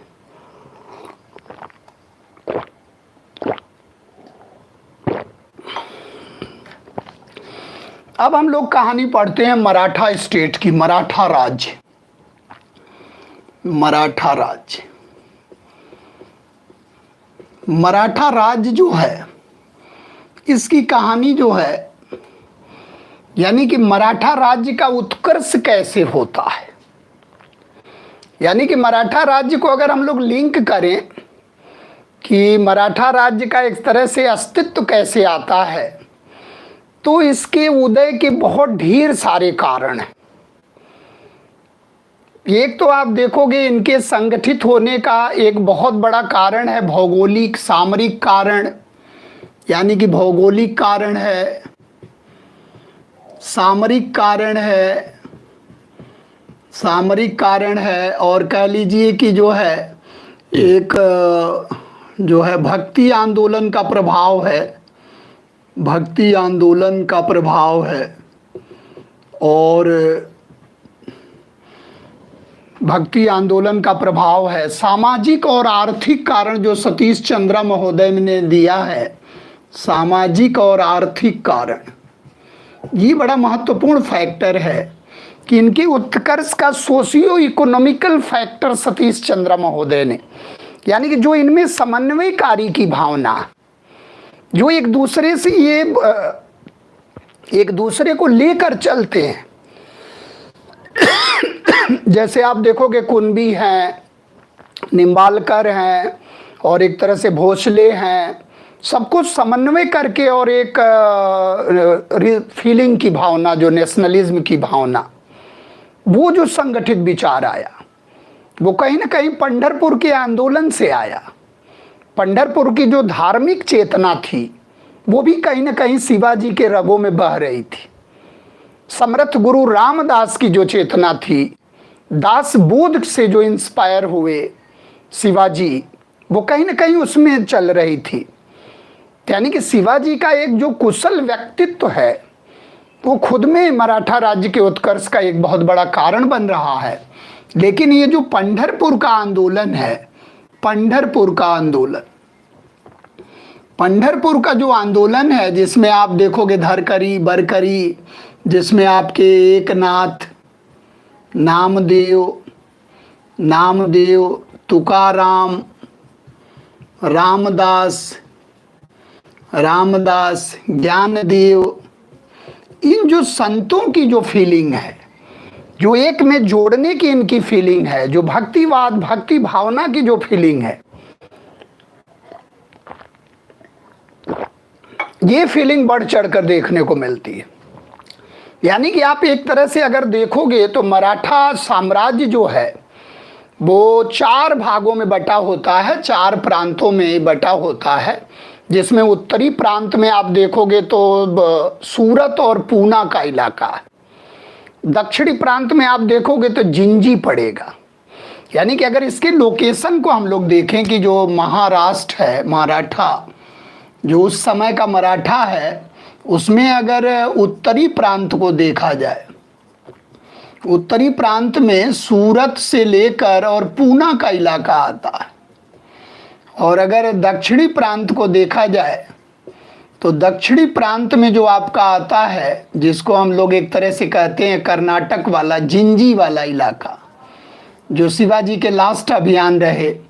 और अगर दक्षिण पूर्वी प्रांत को देखा जाए तो दक्षिण पूर्वी प्रांत में आपका आएगा सतारा और कोल्हापुर का इलाका, सतारा और कोल्हापुर का इलाका आएगा, कोल्हापुर। और अगर दक्षिण पश्चिमी प्रांत को देखा जाए, दक्षिणी पश्चिमी प्रांत को देखा जाए तो इसमें आएगा आपका जो है एक तरह से कोंकण का इलाका, कोंकण का क्षेत्र है, जहाँ इनको नौसेना जो है कोलाबा वगैरह का क्षेत्र है, यानी कि जल तटीय क्षेत्र है, कोंकण वाला इलाका, जो तटवर्ती क्षेत्र है, कोस्टल एरिया है, जिसके कारण नौसेना आप देखोगे तो इनकी बड़ी ज़बरदस्त रही है। और कोलाबा और कोंडाना वगैरह का इलाका है, जहाँ ये नौसेना जो है जो वहाँ पर अपनी नौसेना रखते थे। तो दक्षिणी पश्चिमी, और इसके हेड ऑफ कौन थे? अन्नाजी दत्तो। एक अन्नाजी दत्तो करके थे, जो वो सर्वेक्षण किए 1679 में पूरे भूमि का सर्वेक्षण करने का जो श्रेय है वो अन्नाजी दत्तो को दिया जाता है, जो इस प्रांत के मुखिया थे।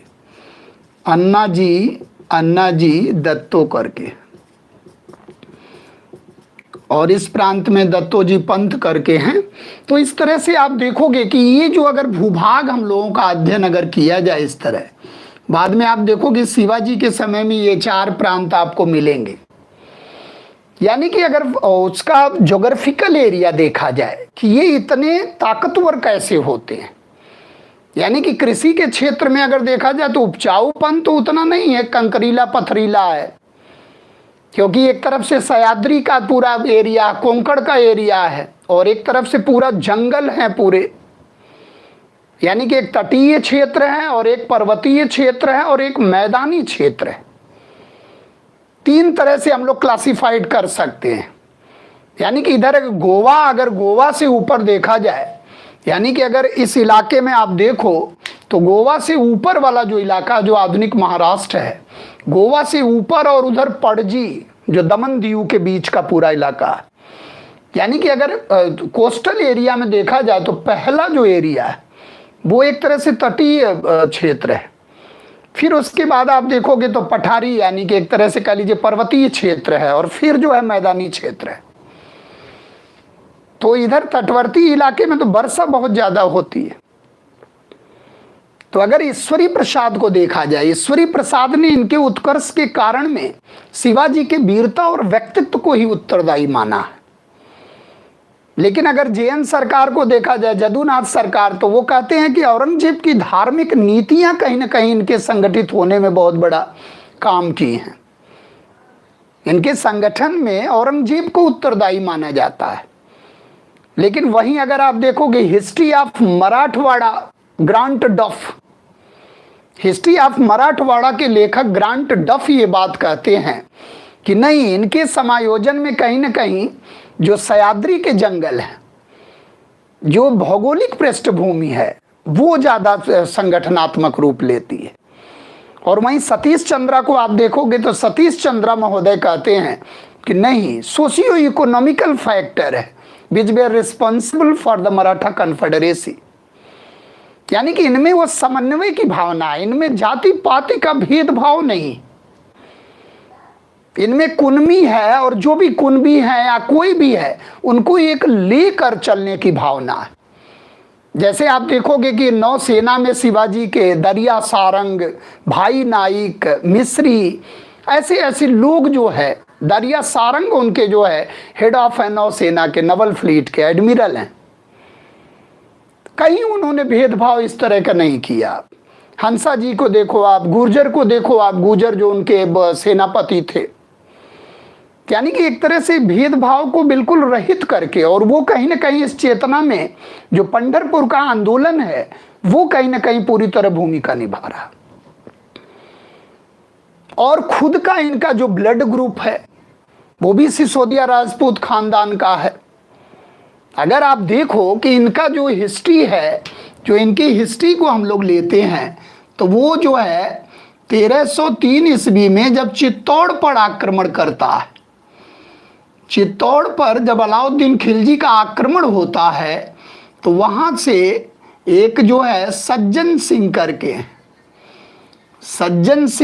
हैं या सुजान सिंह करके हैं, और ये चले आते हैं, सिसोदिया राजपूत खानदान में रहते हैं, और ये मराठवाड़ा क्षेत्र में चले आते हैं। और इन्हीं के पीढ़ी में आप देखोगे एक आएगा नाम, शुभकर्ण का नाम आएगा, और शुभकर्ण के ही वंश परंपरा में एक आएंगे, एक आपके जो है वो मालो जी आएंगे, और मालो जी के ही बेटे के रूप में आएंगे शाहजी भोसले। यानी कि मालो जी, यानी कि सज्जन सिंह के पीढ़ी में काफी दिनों के बाद शुभकर्ण आते हैं, और शुभकर्ण के पीढ़ी में आते हैं बालाजी और मालो जी। एकोजी, मालोजी, और मालोजी की ही वंश परंपरा में आते हैं शाहजी भोसले।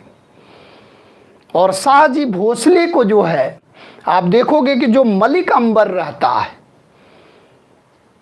मलिक अंबर ने इनको जो है इनके रख रखाव के लिए, क्योंकि ये क्षेत्र काफी उपजाऊ नहीं था, इस क्षेत्र में खेती बाड़ी तो होती नहीं थी, तो ये वीरता के लिए जाने जाते थे। यहाँ के लोग, जो यहाँ के लोग थे वो सेवा सेक्टर में ज़्यादा इन्वॉल्व थे, यानी कि सैन्य सेवा के लिए जाने जाते थे और अपने अदम्य साहस के लिए फेमस थे। अगर देखा जाए कि भारत में अगर वीरता के लिए कोई मशहूर रहा है तो एक तो राजपूताना, और एक आप देखो गोरखा जो नेपाल में है, और एक आप देखो कि जो है ये अपने जो है मराठवाड़ा पूरा जो है इसके लिए फेमस रहा है, क्योंकि गुरिल्ला युद्ध पद्धति और दुर्गों के जो अद्भुत, वो कहते हैं ना, जो दुर्गों की बहुलता है, जगह जगह पर जो किले मिलेंगे वो भी इनको कहीं ना कहीं इंसाइट कर रहे हैं, इनको कहीं ना कहीं उभार रहे हैं और इनके वीरता में ले आ रहे हैं। तो ये अहमदनगर में और बीजापुर में और एक तरह से बहमनी में ये सैनिक का काम करते थे, सैन्य सेवा का काम करते थे। तो मलिक अंबर ने शाहजी भोसले को क्या दे दिया? पूना की जागीर दे दिया, पूना की जागीर सौंप दिया, और पूना की जागीर सौंप दिया। और आप देखोगे कि 1605 ईस्वी में इनकी शादी हो जाती है जीजाबाई से। जीजाबाई से इनकी शादी होती है, जो लखूजी जादव की पुत्री रहती है, और इनके पास लखूजी जादव की पुत्री रहती हैं, और लखूजी जादव के पास सिंदखेड़ की जागीर रहती है, और सिंदखेड़ की जागीर से ज़्यादा प्रॉस्परस है पूना की जागीर। और सिंदखेड़ की जागीर यानी कि ये देवगिरी के यादव परिवार के वंशज, देवगिरी के यादवज। और लखूजी जादव, और लखूजी जादव जो है अपनी पुत्री का विवाह करते हैं शाहजी भोसले से, और इन्हीं से पैदा होते हैं सिवनेर के दुर्ग में शिवा के नाम से शिवाजी। यानी कि आप देखो, अगर कहानी इस तरह से आप समझो तो बड़ा मतलब एक तरह से शिवाजी का जन्म होता है सिवनेर के दुर्ग में। यानी कि 1627 ईस्वी में सिवनेर के पहाड़ी दुर्ग में, सिवनेर के दुर्ग में इनका जन्म होता है। शिवा के नाम से विख्यात रहते हैं शिवाजी, और ये बार बार कहते हैं। और आप देखोगे कि यहाँ जो पूना के, यानी कि पूना की जागीर के जो संरक्षक रहते हैं, क्योंकि अब शाहजी भोसले तो जाते थे सेवा करने के लिए, कहीं अहमदनगर, कहीं बीजापुर, कहीं मुगलों के विरुद्ध बीजापुर का साथ दे रहे हैं, कहीं अहमदनगर का साथ दे रहे हैं। ये तो सैन्य प्रतिभा के धनी थे। तो ये जब जागीर छोड़कर जाते थे अपने बाल बच्चों को, तो ये इन्होंने दादाजी कोंडदेव को अपना संरक्षक बनाया। तो ध्यान रखना है कि दादाजी कोंडदेव, आईएएस में क्वेश्चन आया था कि दादाजी कोंडदेव कौन थे, तो दादाजी कोंडदेव ये पूना के जागीर के संरक्षक थे। दादाजी कोंडदेव को छोड़कर जाते थे कि शिवाजी अभी अल्पायु में है, और एक तरह से कह लीजिए कि जो परिवार की देख रेख कौन करेगा, तो दादाजी कोंडदेव को छोड़ के जाते थे। अब आप देखो कि, और इसके बाद आप देखोगे शिवाजी के जो आध्यात्मिक गुरु रहते हैं समर्थ गुरु रामदास,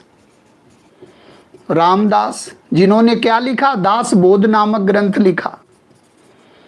दासबोध और बड़ा महत्वपूर्ण ग्रंथ है, और मराठवाड़ा के लिए बड़ा इंस्पायरिंग ग्रंथ है, और इसकी तुलना कौटिल्य के अर्थशास्त्र से की जाती है दासबोध की। अब आप देखो कैसे शिवाजी सजग हो रहे हैं, समझ रहे हैं, धीरे धीरे देख रहे हैं कि पिताजी के हालत को देखकर शिवाजी कभी कभी कहते थे कि पिताजी नहीं, आप ये मत किया करो, बीजापुर और अहमदनगर में जो नौकरी करते हो आप, ये हम लोगों को चाहिए कि हम लोग अपना राज्य बनाएं, भले छोटा राज्य हो। ये हमेशा से महत्वाकांक्षी रहते थे। इसके इनके पास कुछ भी नहीं था, लेकिन ये समझते थे हमारे पास सब कुछ हम प्राप्त कर लेंगे। ये जो इंस्पायरिंग एटीट्यूड था शिवाजी का। तो ये समझाते थे शाहजी भोसले कि नहीं बेटा ऐसा नहीं है, अभी हमारी स्थिति वो नहीं है, माली हालत, हम पूना के जागीर से अपना खर्चा नहीं चला सकते हैं, इसलिए हमें ये काम करना। अब आप देखो धीरे धीरे अब शिवाजी भी बड़े होंगे और ये शाहजी भोसले भी, आप देखो सैन्य सेवा, यानी कि एक्सपर्टनेस इनको मिली शाहजी भोसले के साथ। जैसे होता है ना कि ट्रेनिंग करता रहे व्यक्ति, ट्रेंड होता रहे, प्रशिक्षण लेता रहे, तो ये प्रवीणता, ये योग्यता इनकी धमनियों में बहा करती थी, क्योंकि शुरू से ही थे। अब इसके बाद आप देखोगे तो शिवाजी का उत्कर्ष कैसे होता है। अब शिवाजी जो है 1643 में, ये जो है एक तरह से कह लीजिए कि पहली बार जो है ये सिंहगढ़ के किले पर आक्रमण कर देते हैं और सिंहगढ़ के किले पर कब्जा कर लेते हैं। और 1646 में इन्होंने तोरना के किले पर कब्जा कर लिया, तोरना का किला या तोरण का किला। और 47 में इन्होंने कोंडाना के किले पर कब्जा किया, लेकिन कोंडाना का किला चूंकि बीजापुर के कब्जे में था, और जब कोंडाना के किले पर इन्होंने कब्जा किया तो इनके पिताजी को कैद कर लिया बीजापुर के शासक ने, और शर्त रखा कि आप कोंडाना के किले को छोड़ दो तो हम पिताजी को छोड़ेंगे। तो उसके कारण इन्हें कोंडाना का किला छोड़ना पड़ा। और फिर इनकी महत्वपूर्ण, जो सबसे महत्वपूर्ण विजय रहती है वो 1656 में रहती है जावाली विजय। जावाली का एक किला रहता है जो मराठा सरदार चंद्रराव मोरे के नेतृत्व में रहता है, और चंद्रराव मोरे से इन्होंने जावाली को छीन लिया, चंद्रराव मोरे। और इसी वर्ष आप देखोगे तो इन्होंने रायगढ़ को अपनी राजधानी घोषित किया, यानी कि 1656 में इन्होंने रायगढ़ को अपनी राजधानी घोषित किया और राजधानी बनाया, रायगढ़ को महत्वपूर्ण हेडक्वार्टर बनाया। और 57 में इनकी पहली बार झड़प होती है, किससे? दक्कन के सूबेदार औरंगजेब से होती है 57 में। जो कभी कभी क्वेश्चन आता है, खुर्रम का समय है और दक्कन के सूबेदार औरंगजेब हैं और उनसे झड़प होती है 57 में। यानी कि एक प्रकार से अगर देखा जाए तो यहाँ से आप देखोगे कि शुरू हो जाएगा, और इनकी दुश्मनी बीजापुर से रहती है। और पहले आप देखोगे बीजापुर अहमदनगर में ये सेवाएं किया करते थे, और मलिक अंबर के भी नेतृत्व में रहे ये शाहजी जो है। लेकिन आप देखो आप समय कैसे टिपिकल होता चला जा रहा है। और फिर इनको जो है बीजापुर, इनका दमन करने के लिए एक रास्ता खोजेगा बीजापुर का शासक, और बीजापुर के शासक ने अफजल खां को भेजा कि या तो इनको पकड़ कर ले आओ या इनको खत्म कर दो। अफजल खां की घटना आप देखो बड़ी महत्वपूर्ण रहती है। अब आप देखो, लेकिन अगर आएगा कि शिवाजी के व्यक्तित्व पर सर्वाधिक प्रभाव किसका पड़ा ओवरऑल, तो जीजाबाई का लगाना। लेकिन आध्यात्मिक प्रभाव किसका दिखाई दे रहा, तो समृद्ध गुरु रामदास। लेकिन अगर ओवरऑल आ जाए कि किसका प्रभाव है, तो माता जो है जीजाबाई का। और अब आप देखो कि यहाँ से शुरू होगी इनकी कहानी। और यहाँ आप देखो कि बीजापुर के शासक ने 1659 में अफजल खां को भेजा, अफजल खां। और अफजल खां की हाइट आप देखो 6 फीट के आसपास है, और अफजल खां इनका बहुत तेज तर्राक कमांडर इन चीफ था। और इसके साथ तलवारबाज एक थे सैयद बादा, वो चला करते थे। अब अफजल खां ने अपने दूत को भेजा शिवाजी के पास, यानी कि बीजापुर ने अपने दूत को शिवाजी के पास भेजा, कृष्णजी भास्कर। कृष्णाजी भास्कर करके थे, और वो जो है मराठे थे। और जब शिवाजी के पास वो आते हैं, और शिवाजी ने भी अपने दूत को भेजा गोपीनाथ को, तो ये दूतों का आदान प्रदान हुआ। और अफजल खां के पास गोपीनाथ गए, और यहाँ जी आए कृष्णाजी भास्कर। और शिवाजी ने उनसे पूछा कि भाई सब कुछ सही है ना, मिलना तो कोई दिक्कत तो नहीं है? तो बोले नहीं, आप संभल कर रहना, मतलब संकेत उन्होंने कर दिया था। तो इन्होंने सेलेक्ट किया कि प्रतापगढ़ का जंगल जो है, और प्रतापगढ़ के जंगल में सेलेक्ट किए प्लेस, और वहीं पर जो है सेट हुआ कि नहीं मिलना है। और ये कौच वगैरह पहन कर गए थे, और जेनटॉप जिसको कहते हैं वो लोहे की टोपी वगैरह धारण किए थे, और बकनक धारण किए थे, जिसको आर्टिफिशियल नेल कहते हैं। यानी कि जो इस तरह से नहीं दिखेगा और ऐसे रहेगा और पार्श्व में जैसे अंगूठी होती है। तो बखनक इन्होंने लगाया था, आर्टिफिशियल नेल, और इनकी हाइट थोड़ा कम थी। और उसके बाद जब प्रतापगढ़ के जंगलों में इनकी मुलाकात होती है तो उसके इरादे गलत थे पहले से। तो जैसे ही वो ऊपर से इनको मारता है तब तक ये बखनक से उसका जो आंत निकाल लेते हैं, यानी कि अंदर डालकर उसकी पूरी जो है फिजा बाहर कर देते हैं। यानी कि वीरता कूट कूट कर भरी थी। अगर कोई गलत इरादे से आ रहा तो ये फिर 10 पर भी भारी पड़ने वाले। इसके बाद आप देखो कि फिर जो है औरंगजेब इनके पीछे पड़ जाएगा और 1663 में अपने मामा शाइस्ता खां को भेजेगा। शाइस्ता खां कमांडर इन चीफ, और इनको भेजा गया कि शिवाजी का दमन करने के लिए।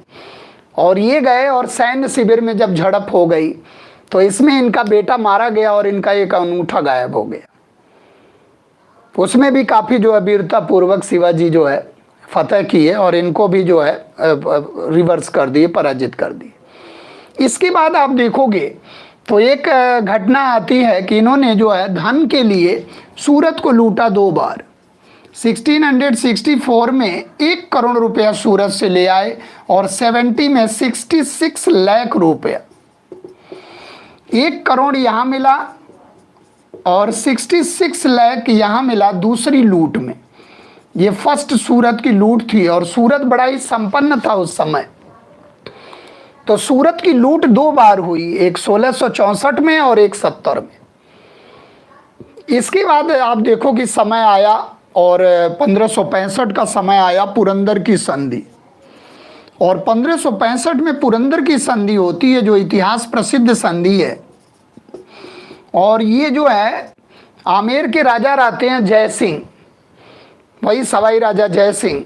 आमेर के राजा जय सिंह के कौशल्य के कारण ये जो है तैयार हो जाते हैं और धीरे धीरे आप समझ लो कि संधि होती है, ये पुरंदर की संधि, जो इनके जीवन में बड़ी महत्वपूर्ण, कह लीजिए एक तरह से फैटल संधि है, जो महत्वपूर्ण भूमिका निभाती है। और इसमें एक तोपची था, जो मनुची था, जो यात्री था इटालियन, वो इस घेरे में था, पुरंदर के घेरे में। तो वो कभी कभी क्वेश्चन आता है कि उस समय कौन यात्री था जो पुरंदर के घेरे में था, तो वो तोपची था, तोप चलाता था मनुची। अब यहाँ आप देखोगे यहाँ हुआ करार, यानी कि ये रहा कि मुगलों के विरुद्ध इनको साथ देना, यानी कि बीजापुर के विरुद्ध मुगलों का ये साथ देंगे। तो बीजापुर से तो ऐसे ही इनकी शत्रुता थी, दुश्मनी थी। और दूसरे इनके 35 किलो में से 23 किले ले लिए मुगल, जो समझौता हुआ। और 4 लाख हूड़ वाले, उस समय हूड़ उधर की मुद्रा थी मराठवाड़ा क्षेत्र की, तो 4 लाख हूड़ वार्षिक जो है एक तरह से कह लीजिए आय वाले, अपने 23 किले, जो एक तरह से जीजाबाई को भी अच्छा नहीं लगा, और 23 किले इन्होंने दे दिया 35 किलो में से। और एक तरह से इनको जो है तैयार कर लिया वो कि नहीं आप जो है चलोगे आप, और 5000 का मनसब देने का फैसला किया गया, जो बहुत कम था इनके कद के हिसाब से, ग्लोरी के हिसाब से। और फिर उसको मनाने पर और ये चले गए और वहाँ आगरा में, और आगरा के जयपुर भवन में आप देखोगे, आगरे के लाल किले में एक जयपुर भवन बना, वहीं पर इनके साथ एक तरह से कह लीजिए कि बहुत ज़्यादा अच्छा कोई बर्ताव ये फील नहीं किए। और जब इनसे कहा गया तो इन्होंने कहा कि भाई 5000 का मनसब जो है ये संभाजी को दे दिए। और फिर इन्होंने जो है एक तरह से तलवार निकाल लिया वहाँ, और इस तरह का जो है वो किया कि हमारे साथ ये भेदभाव हो रहा, सही नहीं हो रहा, या सेकंड ग्रेड का बर्ताव किया जा रहा। तो फिर औरंगजेब ने इन्हें नज़रबंद कर दिया वहीं जयपुर में, यानी कि जयपुर भवन में। और बाद में कहा जाता है कि ये 66 में एक टोकरे की सहायता से, एक टोकरी के रास्ते से ये फिर चले आते हैं और फिर रायगढ़ पहुंच जाते हैं। और फिर 68 में एक बार और ट्रायल करता है औरंगजेब इनके साथ संधि करने का। और फिर उसके बाद आप देखते हो कि शिवाजी 70 में सूरत की लूट करते हैं, और इसके बाद लास्ट में इनको ऐसा लगता है कि हमें चौथ और सरदेश मुखी वैलिड रूप से चाहिए सरदेश मुखी के लिए। यानी कि आर्थिक सत्ता को हम कैसे मजबूत करें। और इसके बाद शिवाजी अपने अंतिम समय में कर्नाटक के विरुद्ध अभियान छेड़ते हैं, यानी कि 1676 और 78 के आसपास, और जिंजी का अभियान रहता है। 78 में आप देखोगे तो शिवाजी का लास्ट अभियान जो है जिंजी के विरुद्ध रहेगा, जिसको उन्होंने जो एक तरह से दक्षिणी प्रांत बनाया था, दक्षिणी प्रांत जो बना था जिंजी कर्नाटक के विरुद्ध। तो इस तरह से शिवाजी, और उसके बाद इनका लास्ट समय थोड़ा सा बड़ा खेद में रहा, मतलब एक तरह से अंतर्द्वंद में एक तरह से दुखी रहे, क्योंकि वो संभाजी जो है चले गए थे दक्षिण भारत, दुखी होकर अलगाव हो गया था।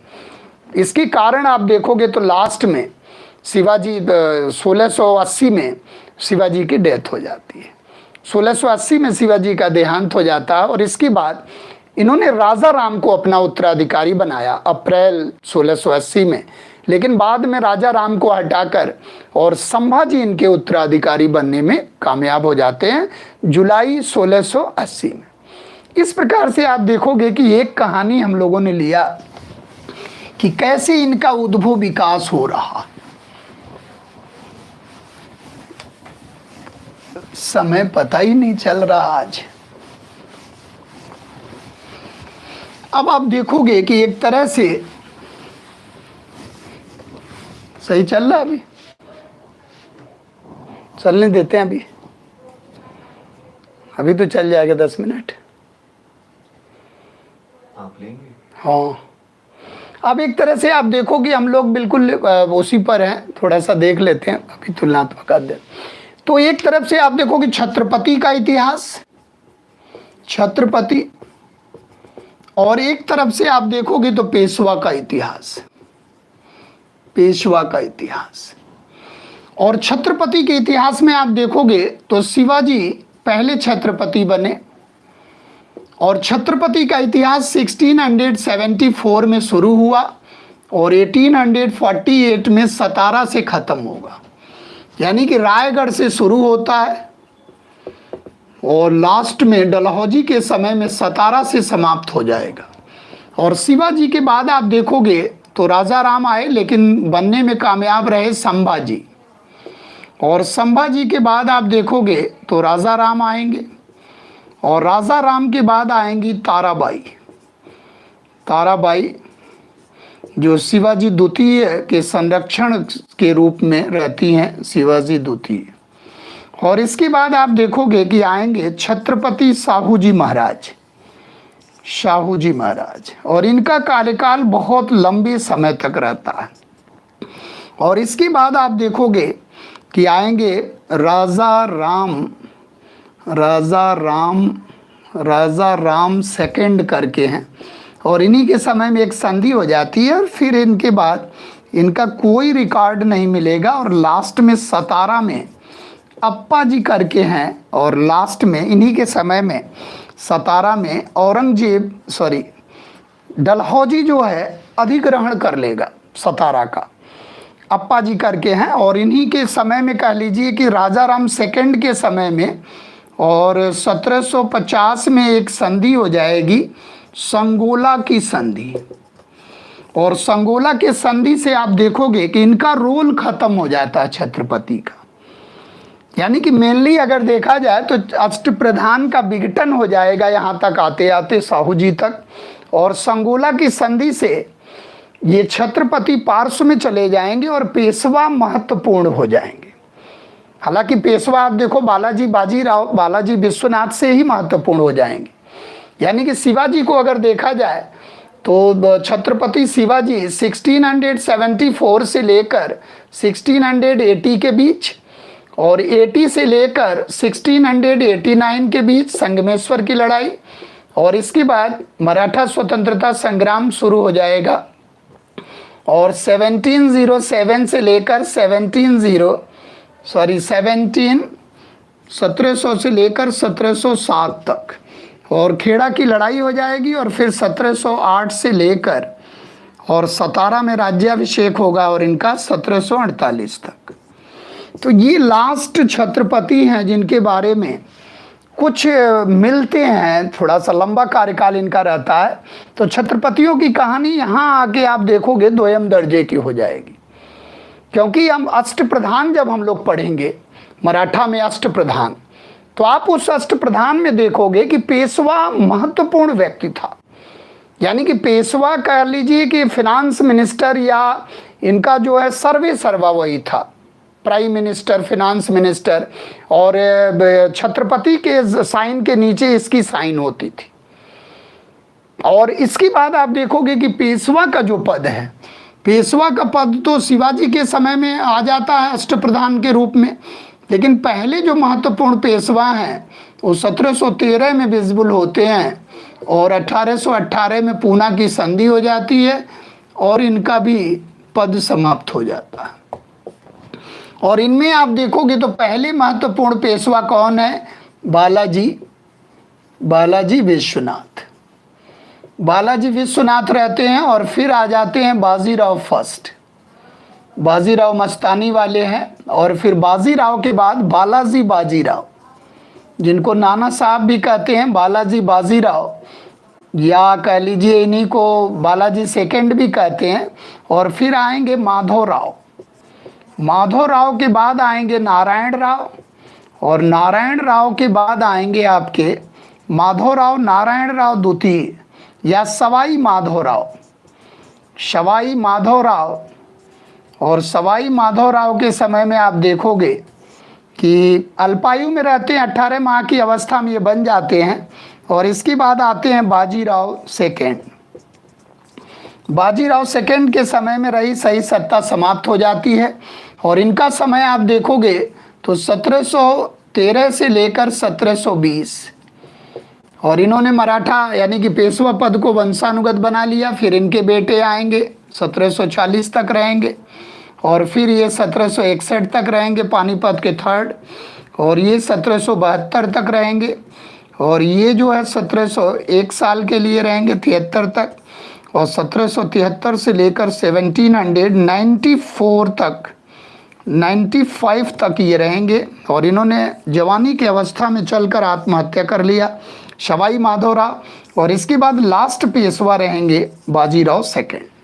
अब आप देखो कि बाजीराव फर्स्ट और कहाँ बाजीराव सेकेंड, दोनों में जमी आसमां का फर्क।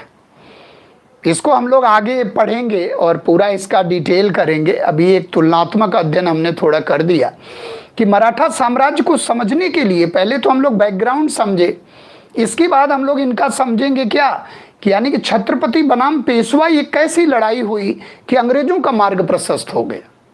और लास्ट में आप देखो बाजीराव सेकंड के समय में आकर यानी कि पूरा साम्राज्य 5 टुकड़ों में बट जाएगा, यानी कि होलकर, सिंधिया, गायकवाड़, भोंसले और पेशवा 5 भागों में बटेगा।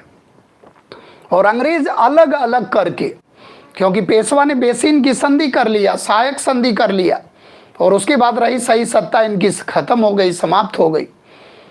तो 3 आंग्ल मराठा युद्ध होंगे, यानी कि एक आंग्ल मराठा युद्ध आप देखो कि सवाई माधवराव के समय में होगा, जो एक बच्चे के रूप में 12 भाई परिषद इनको देख रेख कर रही है, और 2 आंग्ल मराठा युद्ध होंगे बाजीराव सेकंड के समय में। तो इस तरह से 3 अंतरालों में अंग्रेज इन्हें समाप्त कर देंगे।